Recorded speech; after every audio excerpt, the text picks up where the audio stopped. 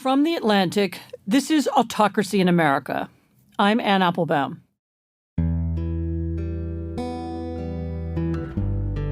In this new season, I'm going to ask how the Trump White House is rewriting the rules of U.S. politics and introduce you to some of the Americans whose lives have been changed as a result. The president and his entourage are accumulating power in ways that seem familiar to me. This is exactly how elected leaders in other countries have distorted their democracies. I want to understand how these kinds of changes work here and what they bode for the future. My name is George Retes Jr. I'm 25 years old. I was born and raised here in Ventura, California. I'm a father of two, and I'm a U.S. citizen. The day I was arrested by ICE agents was July 10th. This first episode will focus on an issue you've probably heard about: the transformation of America's immigration and customs officers into a masked and heavily armed paramilitary, and the deployment of the National Guard to American cities, supposedly to defend them. Americans may think of this as a change that mostly affects illegal immigrants, but this new federal police force is also establishing standards of lawlessness, and they are operating with an assumption of impunity that is changing the lives of U.S. citizens as well. George Retes has already felt the impact. I was driving to my workplace where I work as a contracted security guard. When I pulled up, there's just cars on that entire road, bumper to bumper, people getting out, just cars driving around each other. I was like, all right, well, I just need to make it to work. So I make my way through, and it's just this roadblock of ICE agents just standing across the road. There's people banging on like trash cans and just yelling and stuff. I got out and I stood right by my car. I'm basically yelling at them like, I'm a U.S. citizen, I'm a veteran, like I'm just trying to get to work. I'm not protesting, I'm just trying to get to work. I thought everything was gonna be okay. And they just were hostile from like the get-go, like you're not going to work today, get back in your car, leave. So I end up getting back in my car, and they just all start walking in a line towards me, and they just surround my car. I have the agents on the side, like trying to pull on my door handles, trying to open my car door, yelling at me to get out. And the agents in the front of my car are telling me to reverse, contradicting what these other agents are telling me to do. They end up throwing tear gas, and I'm in there choking, trying to plead with them, like I can't see, my car's engulfed in smoke. And eventually, they hit my window again, and it just shatters. Immediately, the moment it shatters, another agent sticks his arm through and sprays me in the face with pepper spray. They just dragged me out of the car, threw me on the ground. They just immediately kneeled on my neck and back. There's maybe 4 or 5 other agents just standing around us, just watching as they do this. And the entire time, they're just questioning, like, why was he arrested? Basically, like they were confused themselves. Eventually, they put me back in this unmarked SUV, and then they end up driving me to the detention facility in downtown LA. They strip search us. They do our fingerprints, take our pictures. My hands are burning, my face is burning from tear gas still. And the entire time I was in there, no phone call, no lawyer, no shower, no nothing. I was detained for 3 nights and 3 days. That Saturday was my daughter's 3rd birthday party, and that was probably the worst feeling ever. She's my princess. It was just terrible. So Sunday, guard ends up coming up, and it's just like, you're off, like he's getting released. That was it. They're like, you're free to go. All the charges like had been dropped. You're free to go. And I just asked them, like, so I basically was locked up and missed my daughter's birthday for no fucking reason. And they just were silent. They just stayed silent. I was given no explanation, no apology, just like, that's it. When I was locked up, just that entire time, I knew, like, if I get out of here, like, I'm definitely gonna take legal action. I was gonna make my voice heard, because that's the only way to hold them accountable for what they did. Someone has to be held accountable. Treating people a certain way without dignity or respect or humanity is so fucking wrong. Like, to not have any fucking rights, especially here in America when that's what we're supposed to be all about. Like, it's wrong. Like, it goes against everything we stand for. And so I hope that the justice system, even though, like, I don't believe it works all the time, I hope that in this case it works.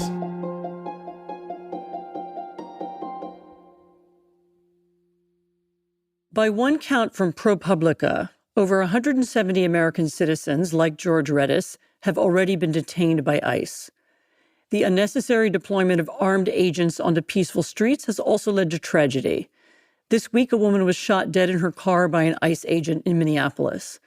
Last September, a man was shot and killed by ICE outside Chicago. And last November, an Afghan refugee shot 2 National Guard soldiers in Washington, D.C., and has been charged with the murder of one of them, a 20-year-old woman from West Virginia. She had been deployed, frankly, for symbolic reasons, to demonstrate Trump's control over the military and over the nation's capital, and she was murdered, it seems, because she served as a symbol of that American military power. The assailant has pled not guilty.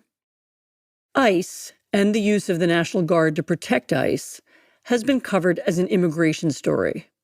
But America's immigration and customs agents aren't only being used for that purpose.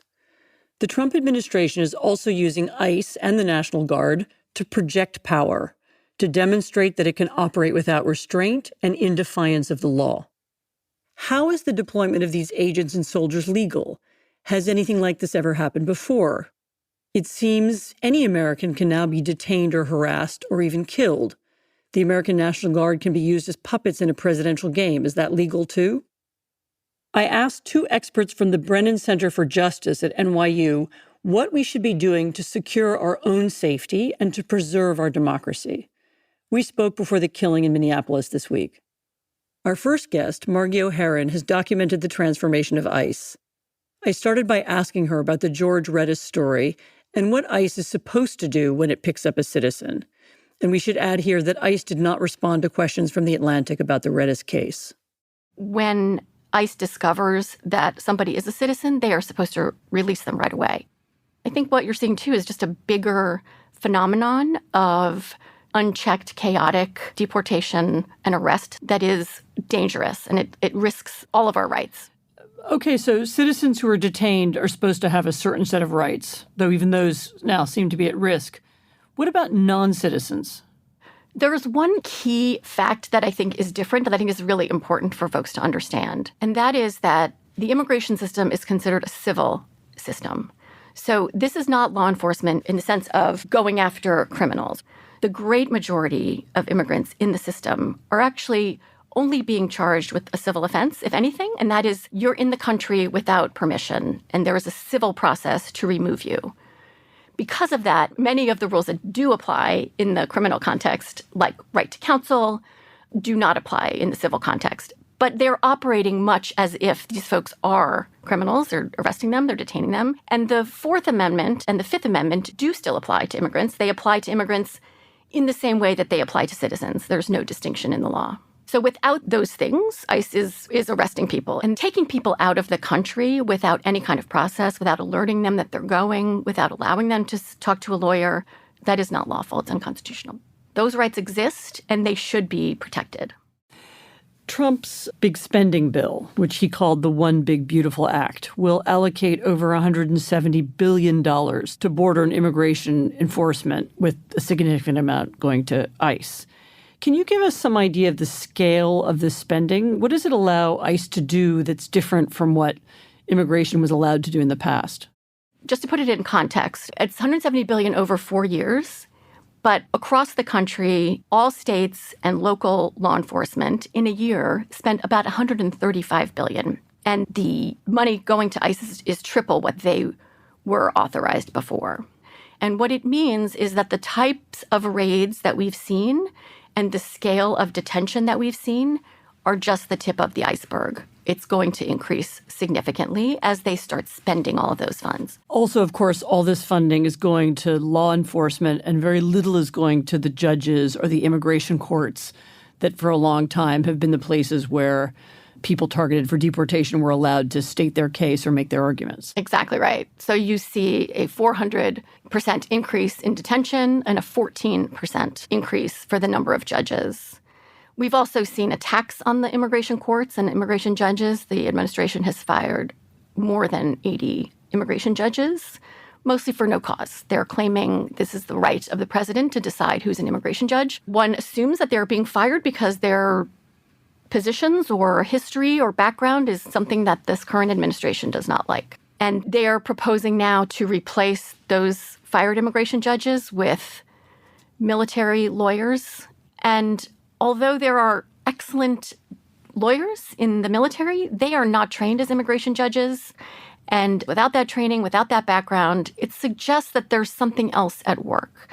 And the fear will be that those judges are there to rubber stamp the administration's broader deportation agenda.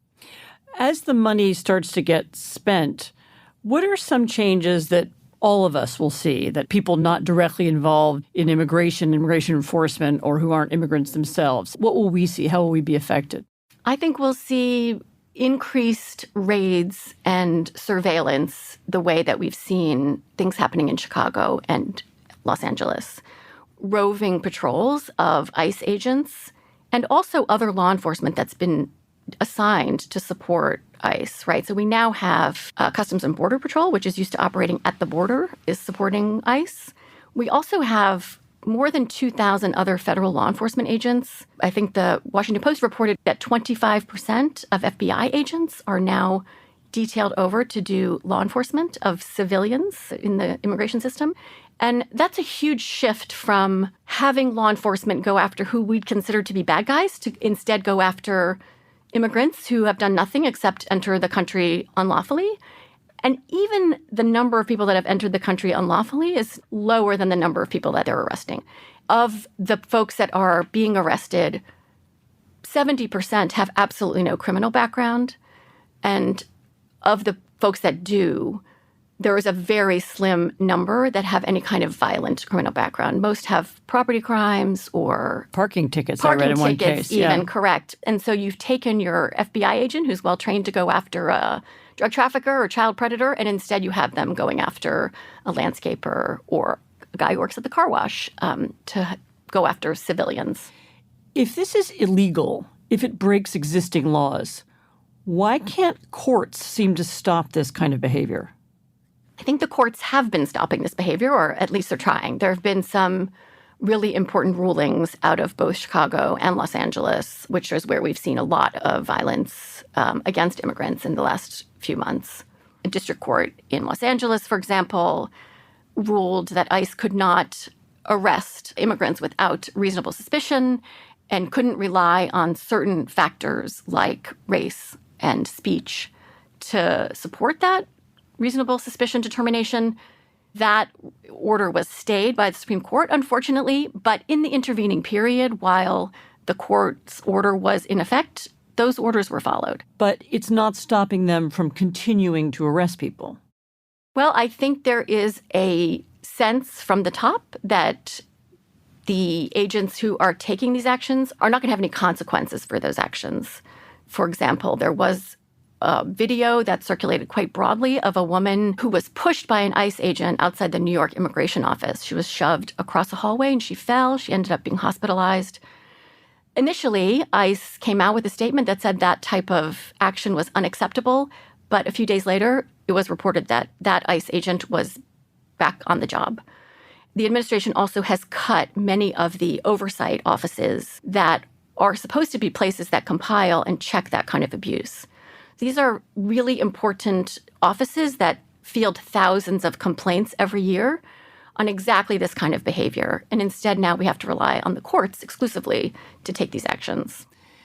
Taking a step back, it seems that what you're saying is that we're granting a heavily armed federal police force permission to break the law with impunity. They are not punished for either illegal or unethical actions, and no one is keeping track. You can still file a complaint with ICE. And even though that may seem like a futile exercise, it is really important for tracking what is happening. Those records are then available by FOIA. They're available to Congress. They will be available to some future administration to be able to identify what has happened and provide redress. It looks to me like the nature of immigration enforcement is changing, that it's beginning to look something a lot more like the war on terror. Yeah, I think that's right. What we now see is a very heavy militarized law enforcement presence with very little oversight. You've got ICE agents and their law enforcement partners they're dressed like military soldiers. They are using military weapons. They, are rappelling from Black Hawk helicopters. They're using flashbang grenades to clear out buildings. They're zip tying the elderly, children, as a way of evacuating a building. These are tools that are used by armed soldiers against enemies, not that we use against civilians. So I do think there is an effort to terrorize, to intimidate, and probably to get people to self-deport or to not come in the first place. And I think it also is an effort to enforce this narrative that we're going after the worst of the worst. That has been the line that the administration has been using. But that's not what they're actually doing. By making it look like they need all of this backup, they need this heavy-duty equipment, it suggests that that is, in fact, what they're doing. But the data does not support that claim. So they're trying to convince people that this is a real military operation against real terrorists. They even made a recruiting video out of that raid that deployed Black Hawk helicopters, making it seem something like the Marines in Iraq. But even that raid, it was allegedly meant to target a Venezuelan gang. And yet no one who was detained appears to be a member of a gang or even a criminal. So it seems that it's ordinary people. Correct. Being pulled out of, in the middle of the night to sit in the cold and wait for a chance to say that they're a citizen. We've been talking about ICE, but that's only one aspect of the new military presence on America's streets. The other is the National Guard. To me, a police state is a place where the presence of whether it's the federal military or law enforcement is so heavy that people are really kind of living in fear, and they're changing the way they behave. That's after the break.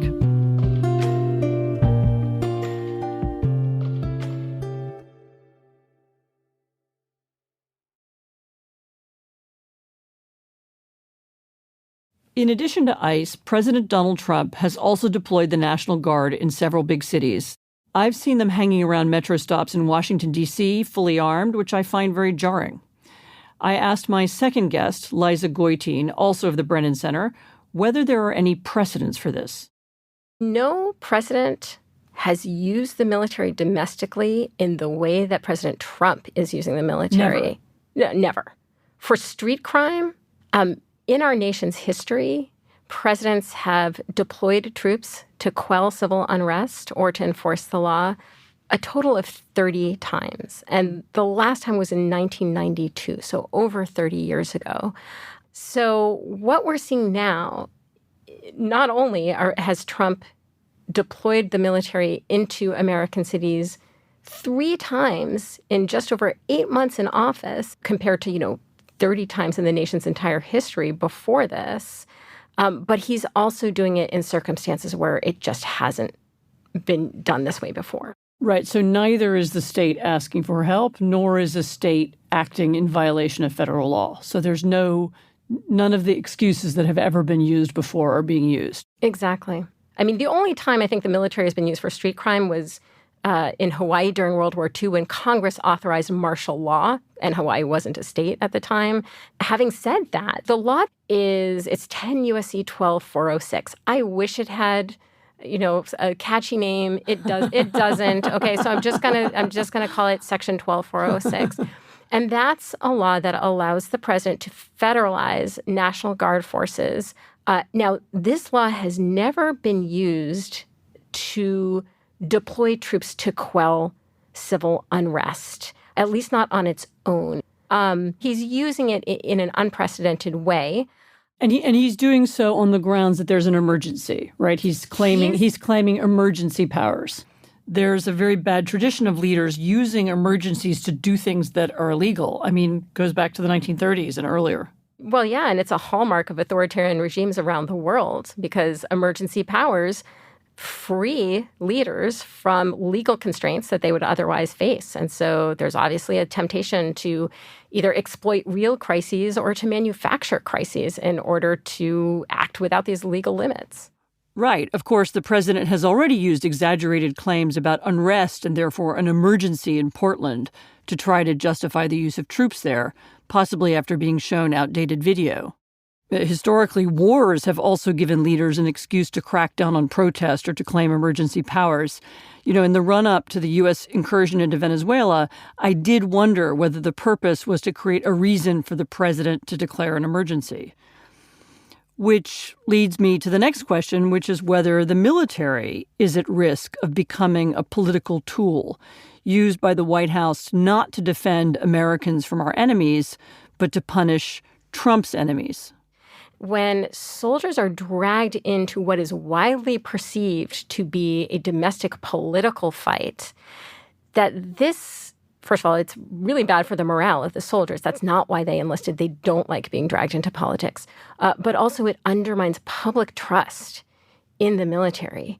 When you do that, that really weakens our military when it cannot, appeal to and draw from all sectors of the U.S. population, when it loses the public confidence. And you have to worry about the long-term effects on the military in terms of who is going to join up and who's going to stay in the military. And increasingly, are we going to see that the people who enlist, the people who stay in the military, are people who either agree with the president's political agenda, agree that the military should be used to police fellow Americans, or at least are okay with the military being used in that way. And that would very fundamentally and dangerously change what our military is. Yeah, one of the sources of legitimacy of the U.S. military is that it is perceived as bipartisan and it is perceived as an institution that protects all of us. And so presumably if it loses that, then it loses some of its legitimacy in the eyes of Americans. Absolutely, absolutely. And that's really one of the main dangers of what's happening now that I think not enough people are focused on. Let me ask you a different question about the future. Do you think, as some governors have warned, that the deployment of armed forces on our streets, National Guard, ICE, and others, will be used to shape public opinion in the run-up to midterm elections this year and maybe during the elections themselves? Yeah, there's certainly a risk that the president would attempt to deploy troops around the time of an election on the theory that, people are less likely to come out and vote if they think that the streets are going to be full of, heavily armed federal law enforcement or military troops. That's going to dissuade some people from getting out and exercising the right to vote. You really have to worry that not only that this is happening so often, we're seeing a routinization of the use of the military domestically, but also that we're seeing a real creep in terms of what it's being used for. So first it started with protests against ICE raids that were supposedly interfering with ICE's ability to conduct those raids. Then it was general crime control in Washington, D.C. And you have to wonder what the next reason is going to be. Now, it might continue for a while to be crime control or, protests, but the next reason could be claims of voter fraud, which is, a phenomenon that is statistically almost non-existent. So you could imagine ICE or the military being used to police polling stations? Well, no, they can't be used to police polling stations. No, the law very explicitly says that U.S. military and federal armed agents cannot be present at polling stations unless force is necessary to repel armed enemies of the United States. We do have these very strong laws in place that prohibit interference with elections generally and specifically by the military. So that's off the table, or at least if they were to do it, it would be flagrantly and obviously illegal. So technically we have laws on the books that should prevent troops from being used inside a polling booth, but this administration has already demonstrated that it's willing to break laws. And maybe one of the purposes of troop deployment in cities is just to create a general climate of fear to make people afraid to participate in public life? I mean, it's certainly the predictable effect of deploying the military on the streets, on a sort of routinized basis to change people's behavior so that they are afraid to exercise their rights, so that they do behave differently. So my concern is that we're moving towards a status quo in which the cities of this country really feel like police states. And to me, a police state is a place where the presence of whether it's the federal military or law enforcement is so heavy, and the chill on people's exercise of their rights is so acute that people are really kind of living in fear, and they're changing the way they behave. I personally know several people who are U.S. citizens or immigrants who are lawfully in this country who have told me that they are staying inside as much as they can and not going out unless they have to. To me, that kind of chill and that kind of change in behavior is what really marks life in a police state. Thank you, Liza. Thanks for having me. Autocracy in America is produced by Arlene Arevalo, Natalie Brennan, and Jocelyn Frank. Editing by Dave Shaw. Rob Smirsiak engineered and provided original music. Fact-checking by Enna Alvarado and Sam Fentress. Claudine Abaid is the executive producer of Atlantic Audio, and Andrea Valdez is our managing editor. I'm Anne Applebaum. Next time on Autocracy in America. Somehow I was hacked. I don't know. I still don't even know how to this day. It was 1,210,000 XRP. It was our life savings. If I had President Trump's ear, I would ask him to please work with Congress and make crypto safer and easier for everyone. How the crypto industry is making billions for President Trump and his family, how ordinary consumers are losing money, and what that means for our democracy. That's next time. Subscribe to The Atlantic to hear the full third season of Autocracy in America now. All 5 episodes are available to Atlantic subscribers on Apple Podcasts.